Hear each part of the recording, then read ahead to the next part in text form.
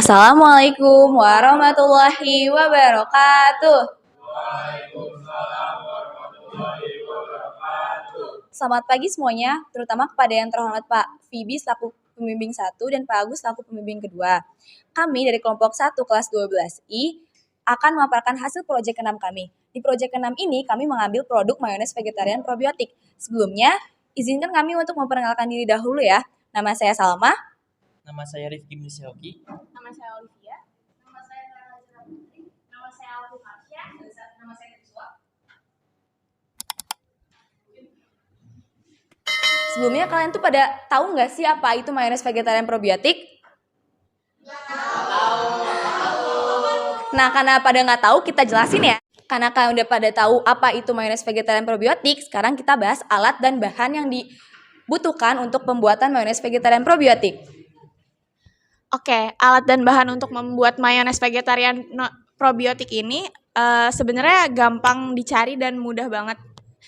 Yang pertama itu ada 120 ml susu kedelai, yang kedua ada garam, 3 gula, yang keempat mustard, yang kelima air perasan jeruk lemon, dan yang keenam 250 sampai 300 ml minyak sayur.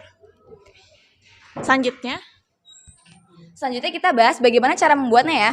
Pertama-tama itu kalian harus banget siapin alat dan bahannya dulu. Nah, terus kalian tuang susu kedelai sebanyak 120 ml ke wadah, 1 sendok teh gula, terus sejumput garam, sama sedikit mustard. Mustard ini sifatnya opsional ya, boleh pakai, boleh juga enggak. Oh, sama 1 sendok makan perasan jeruk lemon. Terus bahan-bahan yang udah tercampur tadi kita masukin ke blender ya. Selama kita blender itu kita tuang sedikit demi sedikit minyak sayur sebanyak 250 ml. Terus sambil dicek juga ya teksturnya selama kita ngeblender itu udah kental atau belum. Kalau belum, minyak sayurnya bisa ditambahin sampai 300 ml.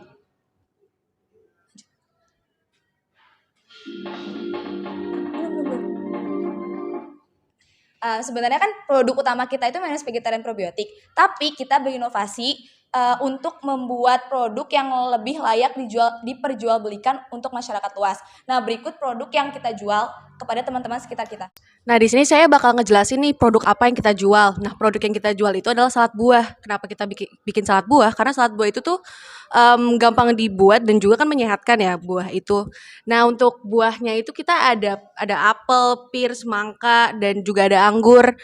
Nah, dan juga kita juga kasih agar-agar di sana. Nah, untuk cara buat itu kan gampang banget ya.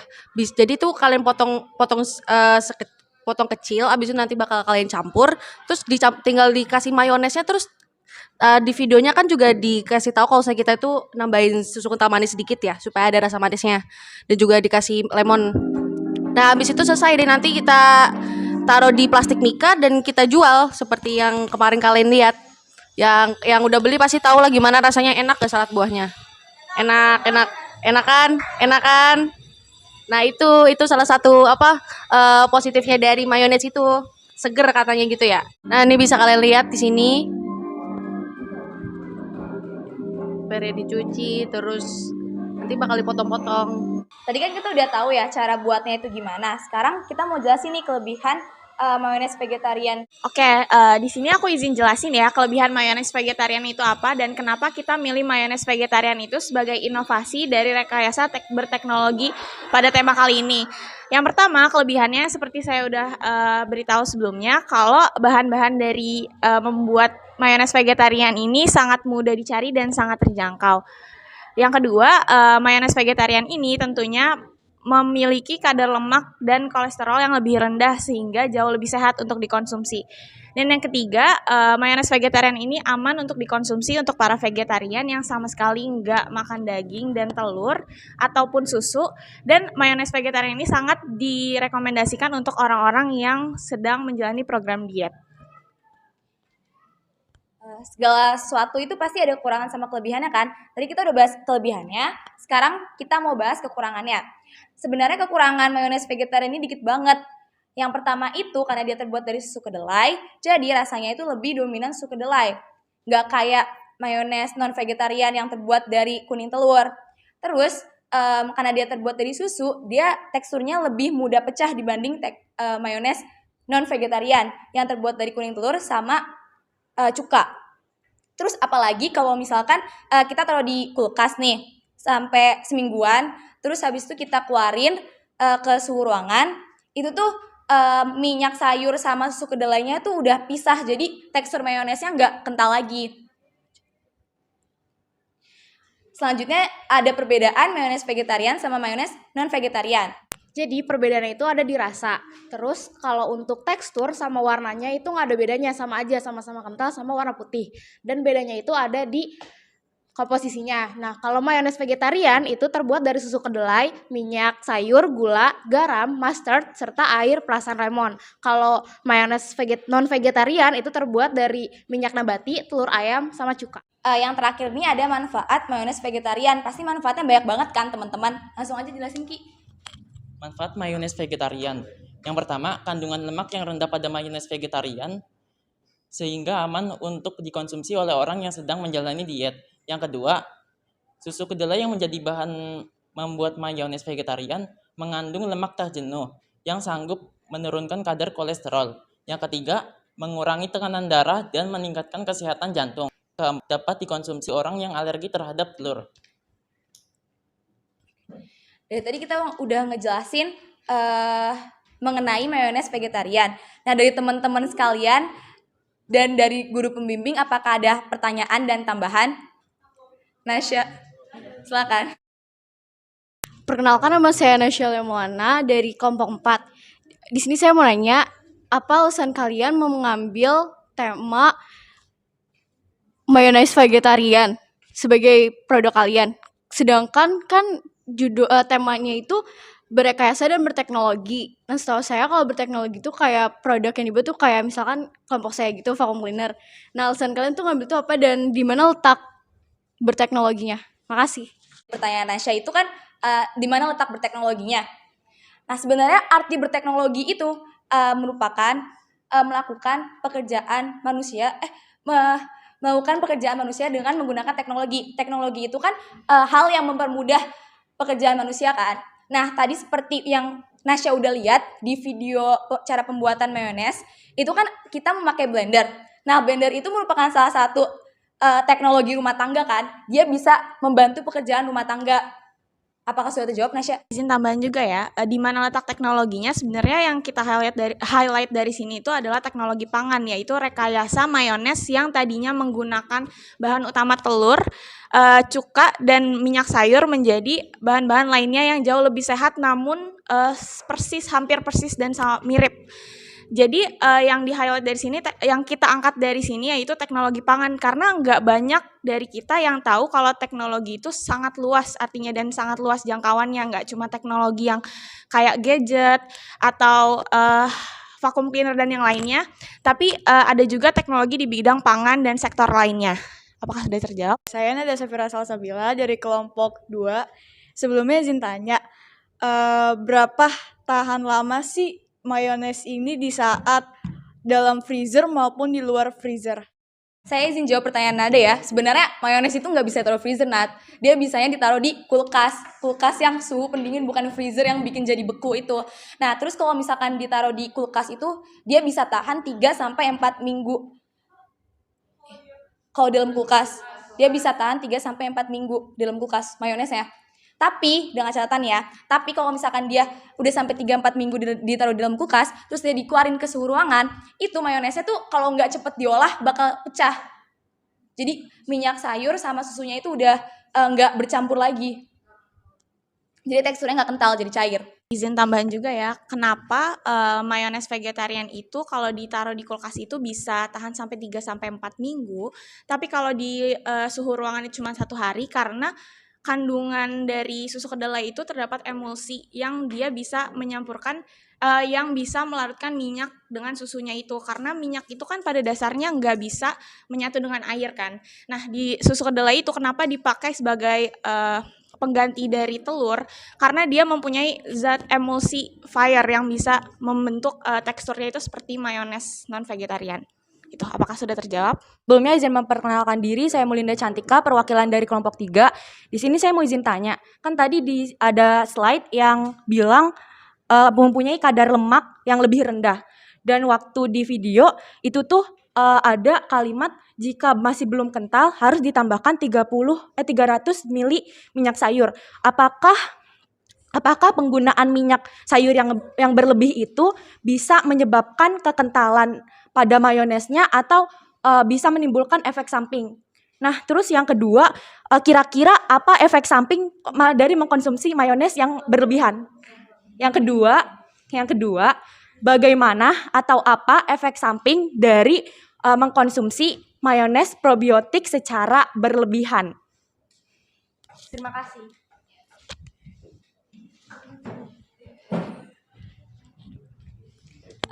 Saya izin jawab pertanyaan Mulinda yang nomor 2 ya. Dampak dari mengkonsumsi mayones secara berlebihan kan. Sebenarnya segala sesuatu itu kalau dikonsumsi secara berlebihan itu kan nggak baik ya. Nah, walaupun mayones vegetarian ini dia rendah lemak, tapi kalau dikonsumsi secara berlebihan kayak sehari bisa makan 5 kali, itu tuh bisa membuat kadar kolesterol jadi naik. Terus bisa mempengaruhi aliran darah dari jantung juga karena kolesterol. Aku izin tambahin jawaban yang nomor 1 ya tadi. Apakah nambahin minyak itu bakalan mempengaruhi komposisinya? Sebenarnya tuh enggak, karena dari awal di resepnya dalam satu servings itu emang 250 sampai 300 mili. Jadi kalau misalkan 250 mili minyak itu udah cukup kental yang seperti tekstur yang kita mau, itu nggak usah ditambahin sampai 300, dan 300 mili itu per servings. Jadi kalau misalkan kamu mau buatnya lebih, ya itu digandakan aja itunya. Jadi ya minyaknya. Jadi nggak harus 300 mili ya. Jadi sesuai sama teksturnya aja udah pas atau belum. Makasih. Apakah udah terjawab, Linda? Ada pertanyaan? Assalamualaikum warahmatullahi wabarakatuh. Sebelumnya izin memperkenalkan diri, nama saya Melisa Nia. Saya izin bertanya, sebenarnya pertanyaan saya tuh kurang lebih sama dengan pertanyaannya Nasya tadi, mengenai sebenarnya tuh letak rekayasa teknologinya ada di mana. Cuman tadi udah dijawab kan sama Olive sama Salamah juga. Tapi yang pengen saya tahu adalah kalian tadi menyebutkan pengertian dari teknologi itu kan mempermudah. Nah, boleh tolong dijelasin lebih lanjut nggak sih letak mempermudah dari si mayones vegetarian ini dari mayones biasa tuh ada di mana? Itu aja sih pertanyaan dari saya. Terima kasih. Oke, Emil, aku izin jawab pertanyaan kamu ya. Yang mempermudah itu gimana? Sebenarnya yang tadi aku udah jelasin juga, ini kan bahan bakunya juga lebih terjangkau ya. Seperti kita tahu, telur saat ini tuh kan lagi mahal. Dan untuk membuat mayones non-vegetarian membutuhkan kurang lebih 3 sampai 4 telur dalam satu servings. Dan dan kalau mayones vegetarian itu menggunakan probiotik, dan itu termasuk dari teknologi pangan. Probiotik itu apa? Probiotik itu mikroorganisme yang hidup yang dapat memberikan efek baik pada kesehatan atau organisme lain. Yang misalnya kita konsumsi ini, probiotik itu udah masuk ke dalam tubuh kita. Secara garis besar probiotik itu adalah bakteri baik. Gitu. Apakah udah terjawab? Ada yang mau nambahin nggak? Apakah ada pertanyaan tambahan lagi? Atau mungkin dari guru pembimbing ada tambahan? Di sini kan sebenarnya kan penekanan kemarin waktu pengarahan dari pembimbing pertama ataupun pembimbing kedua, di mana proyek ke-6 ya. Proyek ke-6 ini mempunyai tema di mana kan berekayasa teknologi, ya kan, berekayasa teknologi untuk kemajuan NKRI, yang pada dasarnya adalah bahwa kalian merupakan generasi penerus, pemuda-pemudi itu mempunyai ide, gagasan, nalar kritis, logika, ya kan, yang pada saat itu mungkin di kurikulum IKM ini, ya kan, kurikulum Merdeka ini, kalian itu dituntut untuk berkreasi lebih, mempunyai ide, gagasan, tolong keluarkan. Pengalaman apa yang sudah pernah kalian lakukan, silahkan keluarkan juga. Intinya seperti itu dalam kurikulum Merdeka ini, di mana kalian mempunyai kemerdekaan untuk belajar.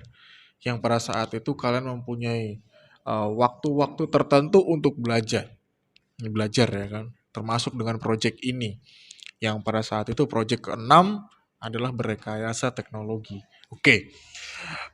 Catatan buat kalian nih, ya kan, judul pada saat itu adalah di sini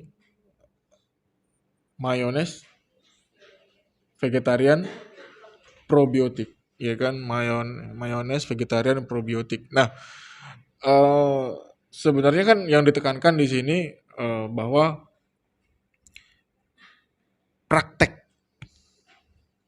Ditekankan di sini adalah praktek, di mana kalian itu menggunakan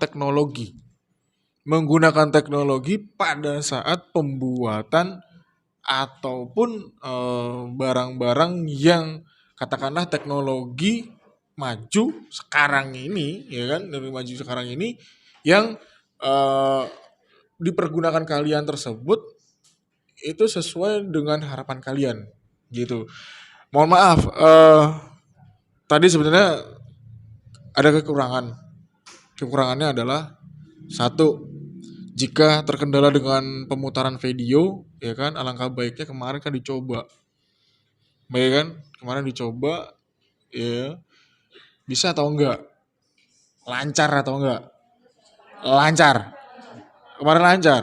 Nah, tapi kan tadi ada spare waktu 1 jam, dari jam 7 sampai jam 8. Makanya tadi Bapak nanya kan sama Pak Agus, mulai jam berapa? Jam 8. Persiapan final. Tapi di sini presentasinya yang kalian tampilkan di PowerPoint tersebut justru berkendala. Nah, itu. Ini yang merupakan catatan buat kalian yang harus benar-benar dipersiapkan. Yang tadinya kalian sudah all out, oke, all out, semuanya lancar. Kemarin udah dibersih lancar. Tapi hari H, timingnya, saya di situ nggak melihat bahwa ada beberapa teknologi yang pada saat itu kalian terapkan, ya kan, teknologinya. Tapi pada saat itu jika kalian menjelaskan tentang bahwa menekankan dengan bahan-bahan makanan yang pada saat itu merupakan rekayasa kalian yang mempunyai nilai gizi, nilai vitamin, nilai protein dan sebagainya, it's okay, nggak masalah. Tapi pada saat itu tolong teknologinya mana, ya kan?